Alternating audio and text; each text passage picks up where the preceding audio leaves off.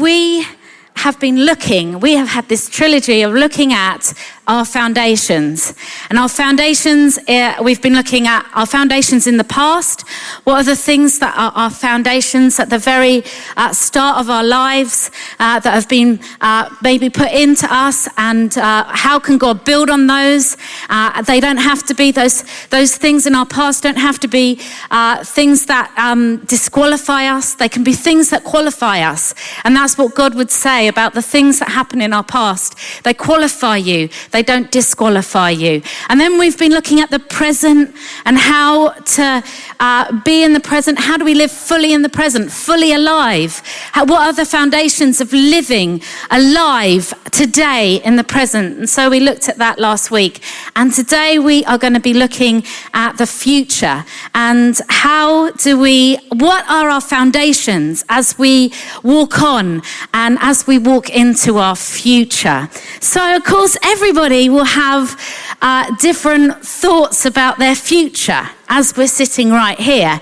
Some of you may be thinking about your future like this. Wow, I'm really excited. I'm so excited. There's a new opportunity for me just down the road. There's a new job. I'm getting married. I'm having a baby. I'm not having a baby, by the way. I'm just thinking of somebody else that is. There's some great things going on. You're positive. Maybe there's a wedding just about to happen. There's some positive things in your future that you're just thinking, I'm excited about that. I might be going to university. I'm excited about that. I'm going to a new school or a new college. I'm excited about that. I'm excited about the possibilities ahead of me.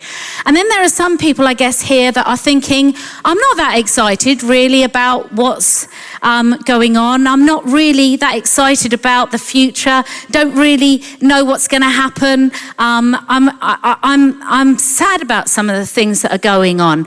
There can be a real, that you may be sad that somebody's left, or sad that you're going through a divorce, or sad that you may be sad about some of the things going on in your future. I think the reality is, in our past, present and future, there is always a mix of good and bad. Do you find that? Like there's a mix of really great things that happen in our lives in the past and some things that are really challenging. I don't think anybody in this whole room doesn't have a mix of all those things. Doesn't have a mix of, sometimes there are great things that happen and sometimes there are really difficult things. In our past, in our present, right now, today, there will be some things that maybe you are struggling with, and there'll be some things that you are thankful and grateful in. And so the same thing happens in our future. There are some things that we're going to be like, yes, this is great, this is amazing, some good things. And then there's going to be some difficult things, because that's what life is like, isn't it? Nobody has all good stuff going on all the time. We have challenges. We have things that make us sad. There are things that trouble us.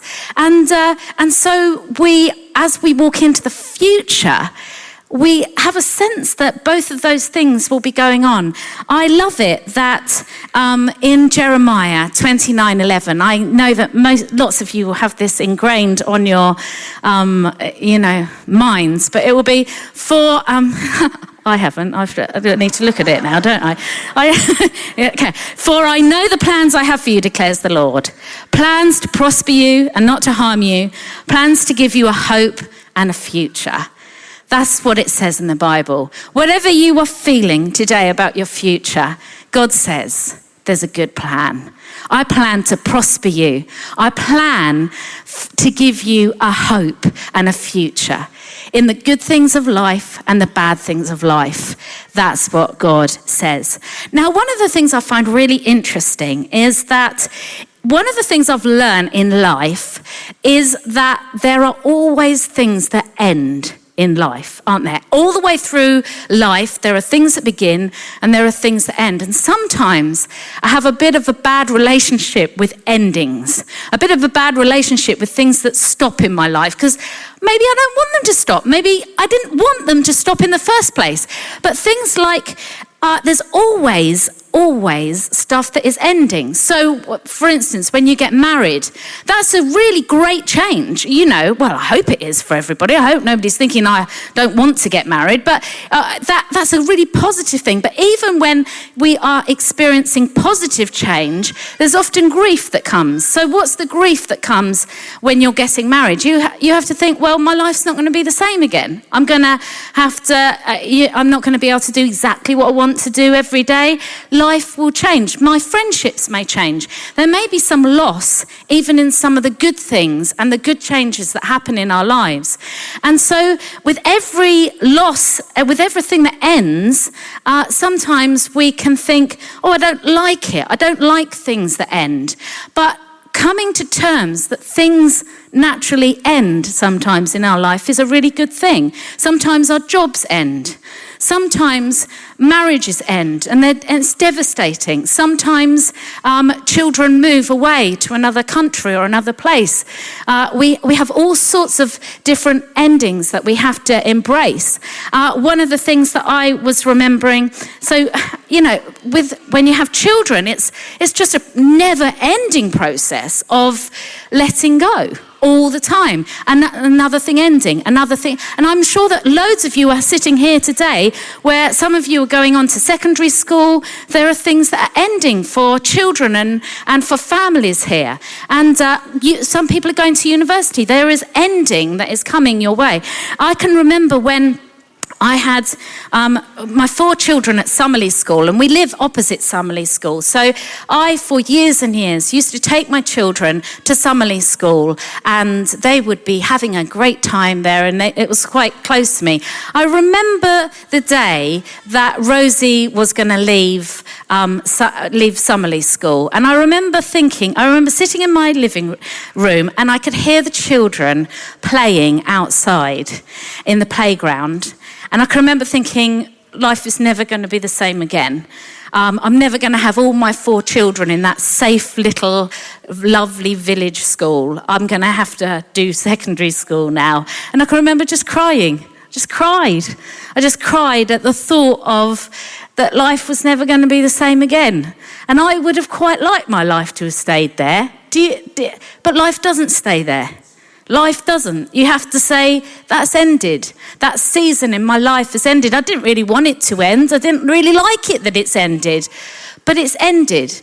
And there are so many things I think about when Delirious, the band, ended for us. I didn't know whether I was coming or going at that time. I can remember thinking, I don't really want this to end. And there was a great deal of grief involved in that and wondering what to do. And it felt like, to me, like somebody had pushed you off a cliff and you were like falling and you thought, I really hope somebody catches me, because what are we going to do? We haven't got a plan B. We never have had a plan B. What should we do? And endings sometimes feel really, really hard. Sometimes they feel like failure. We don't like failure, do we? And so sometimes we struggle with things that end. But the thing is, things end all the time. That's what happens. They end all the time, and sometimes our resistance to those things ending is not very helpful to us or anybody.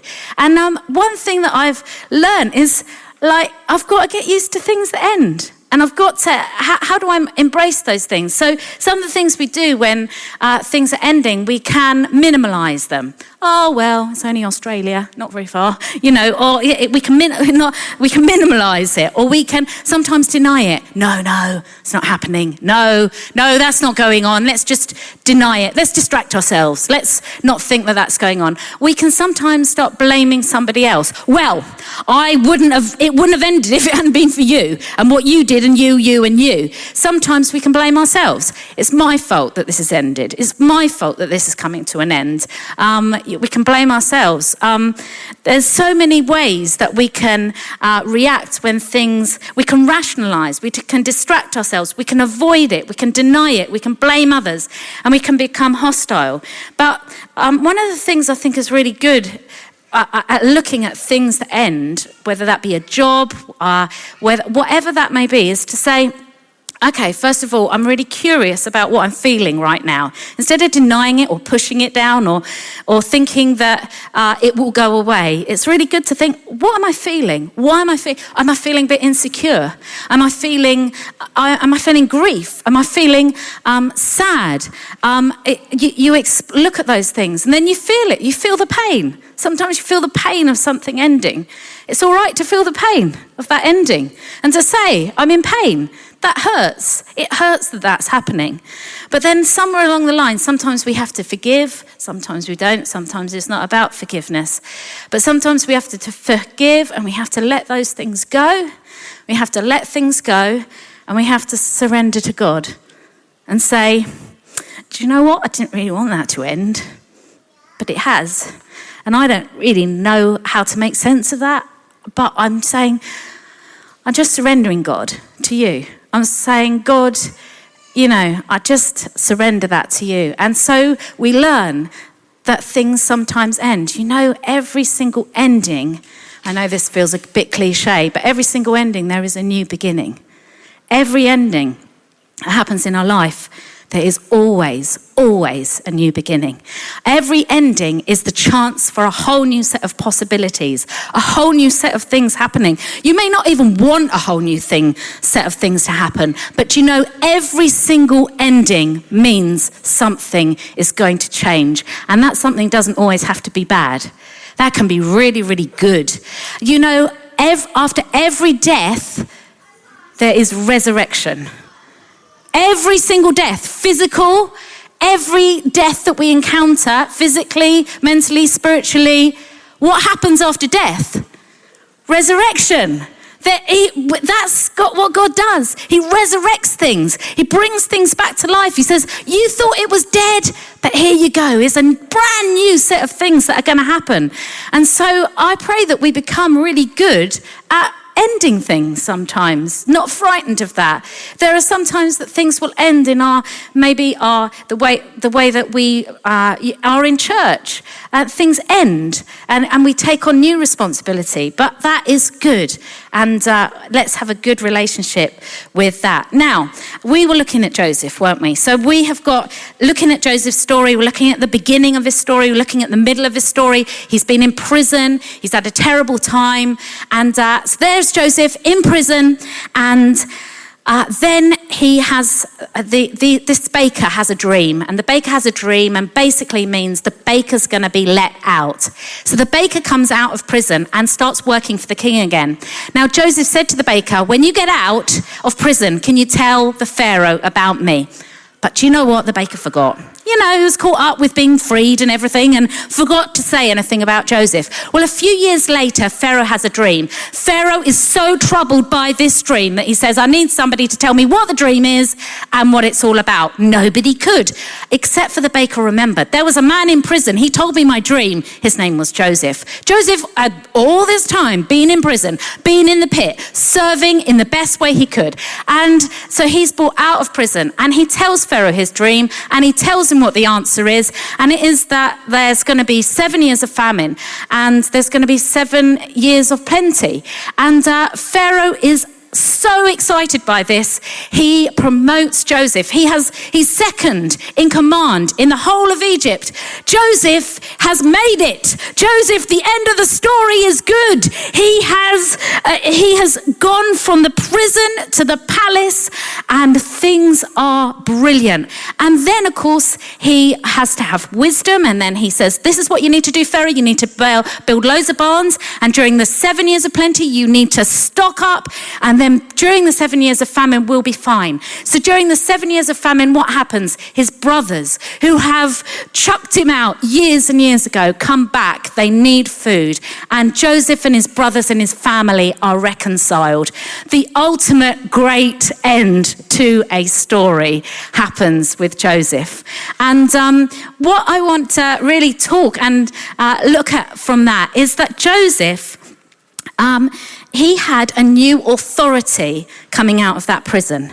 So he was given authority in the most amazing way. He was given authority to save a nation. He was given authority to step up from the prison where he had served faithfully. He was given a new sense of authority. I remember when I was a teacher and I was going from university to then come and teach in a school. There is a new sense of authority, isn't there? When you are asked to be a teacher, you step into something new.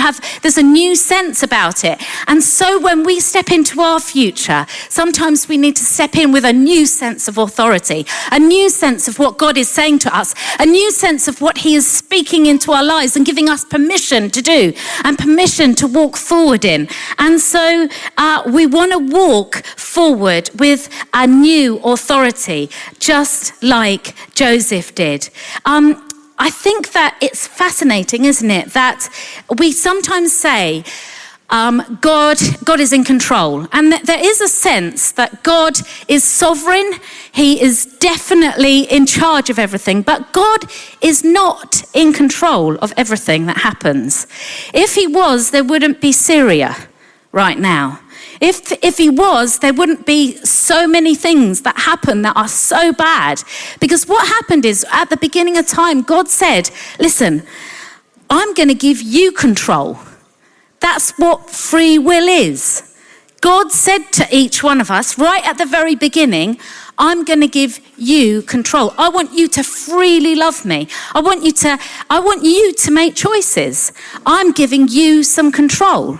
And so, though God is sovereign over everything, God is not controlling what you do and what you say and the decisions that you make and controlling everything that's going on. In fact, what he's done is he's given control. So we are co-workers with God. He's given us authority in this place. Now, I suppose what happens when you become a Christian is that you say to God, I will come under your control. I want you to be the boss of my life. And so we surrender that control. Do you say? And we say, we think you know better, God, about how we live. We think that you have every good plan for us and you will lead us in that. So what we do is we take our control. So we say, God, we surrender to you. That's what becoming a Christian really is about. And so when we talk about authority, we do have choices in this. We do have a choice to say we want to be in line. We want to live in line. We want our plan. God has a plan for us. I'm sure he does. But he's not like saying, right, you do this, this, this, and this. And we've got to say, God, what do you want for us? You lead us. You take us where you want us to go. And God gives us the authority to do that. So he's giving us a new sense of authority. And then the second thing is that when we look at the future, I don't know about you, but I don't think the future feels like it's just about me and my future and where I'm going. I feel like the future is very much in other people, in the next generation. I mean, we have children, don't we? We become parents and we become grandparents. And one of the things that I love about Joseph in this story is that Joseph has a new authority, but he also has two children. And his children, Joseph, by the way, when his new name means this, his new Egyptian name, when he becomes second in command to Pharaoh, means God speaks and lives. Don't you think that's amazing that the Pharaoh gave him that name? God speaks and lives. And then he has two children. I don't know how to. I want to say Massaman, but that's Massaman curry, isn't it? How do I? It's Manas. Anyway, it's like that. That was the first child that Joseph had, and that meant God made me forget all the hardships of my parental home. Don't you think that's amazing? His future, his child said, God has made me forget all the hardships of my parental home. It was declaring something in the future that had happened in the past. Then Ephraim, it means God has prospered me in the land of my sorrow. So he had children, and those children went before him, and those children were his future. That Joseph didn't just end at that story, that his children went beyond, and his children's children. And so when we stand here now, I think we have got a future, and that future is in our generations. We've got a future that's not just about us. It's not just about what's going to happen to me. It's about what's going to happen to our future.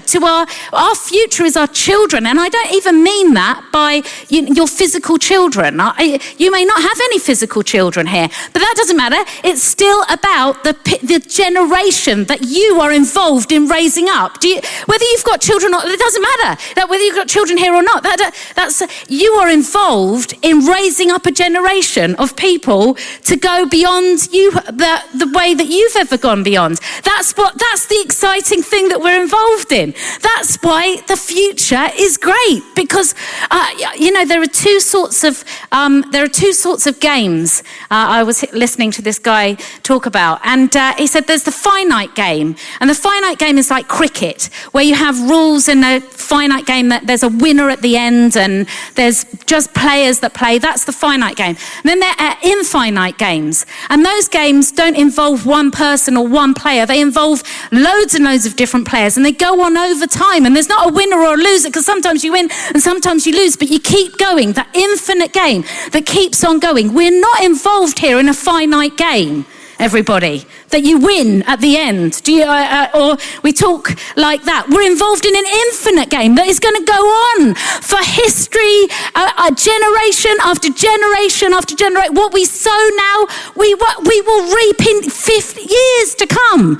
We're not involved in a small thing. We're involved in a massive kingdom of God thing that he has called us to. Our future is in releasing the generations. But that's our future. That's the most amazing future. That's a future that nobody has but people that love God. How amazing is that? And so I always remember, from a little girl, I've wanted to be a mum. I wanted to be a mum, and I wanted to be a good mum, and I wanted to bring up my children. I can remember when I had them, of course, if you've got any selfishness in you, then it kind of starts to ebb away when you have children, doesn't it? Because you're like, I want them to run faster than me. I want to give you all that I can in talking to you, praying for you, getting behind you, encouraging you. That's what your heart is, to see the next generation fly and to see the next generation run. And so that is the heart that we have in the church here, that we want to, I think of all the things that I want to say to the next generation, and I want to pass down, I want to equip them and give them tools so that they, as they carry on in life, that they will be, they will know what to do. They'll know sometimes what to expect. They'll have the support that is needed. And I'm talking about children and young people, and that we give them the tools. And so, some of the things that I think sometimes I'd love to say, there are some times when it's in your faith, it's really, really dark, and it's really, really hard. And sometimes we don't talk about that, because oh dear, quickly, let's move on from that subject. But sometimes it's hard. And sometimes you feel like you are in the depths of a place. And you wonder sometimes, what do you even believe? And I think most people go through that at some point in their life. It's called, in some books, the dark, what's it called? The dark night of the soul. And it's important that we remember, even in those times, in the times where we hit rock bottom, God is there. It says, where can I go from you, God? Even in the darkest night, still you are there. God is with us in the darkest of places, and the next generation need to know that. They need to know that that is that's what they need to be. We need to support and encourage and just say, you go for it and keep going for it with our children and our generations. And so I think, I just wanted to say one more thing, or two more things. As many of you will know that my dad, I took over from my dad 7 years ago from running the church. And my dad has done the most amazing job at transition, because I don't think it's easy to transition from leading a church to not. I don't think that's an easy thing to do. I think that you lose a sense of your identity in that.